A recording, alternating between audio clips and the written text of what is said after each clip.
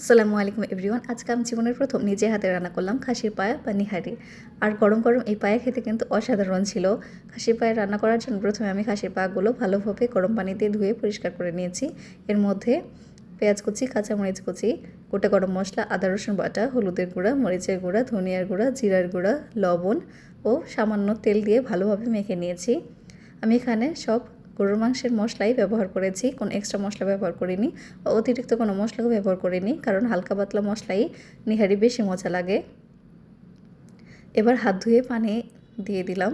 পরপর 5 মগ পানি আমি দিয়ে দিয়েছি, কারণ এটা অনেকক্ষণ জাল দিতে হবে, আর জালে জালে এটা বেশি মজা হবে। ভালোভাবে ফুটিয়ে জাল করে নিয়েছি প্রায় 1 ঘন্টা। ভালোভাবে সিদ্ধ হয়ে গেছে পায়াগুলো, আর সুন্দর একটা কালারও চলে আসছে। এবার দিয়ে দিব বাগার, যার জন্য তেলের মধ্যে রসুন কুচি, পেঁয়াজ কুচি, শুকনো মরিচ, তেজপাতা, গোটা জিরা দিয়ে ভালোভাবে লাল লাল করে ভেজে নিয়ে নিহারির মধ্যে এই বাগারটা দিয়ে দিব। বাগারের সুন্দর স্মেলটা যেন নিহারির মধ্যে ভালোভাবে ঢুকে যায়, এর জন্য অনেকক্ষণ ফুটিয়ে নিব। উপর দিয়ে ধনিয়া পাতা কুচি দিয়ে নামিয়ে নিব। উপর থেকে লেবুর রস ছড়িয়ে সার্ভ করলাম গরম গরম সাদা রুটির সাথে।